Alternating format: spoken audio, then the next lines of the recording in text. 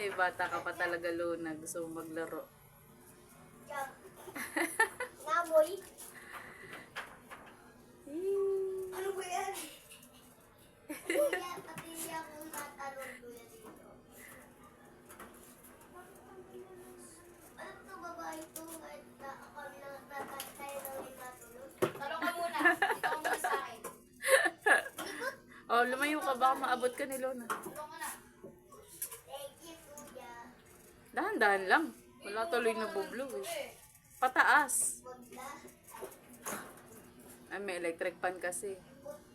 Ano ka sa akin? Dito ka tayo sa akin. Pababa naman. Pato ka. Pwesto mo na dyan, Kisha. Sumato ka sa akin. So, Nanawa sa babos, nilaro na lang yung laruan niya. Ay. sabi niya mabilis.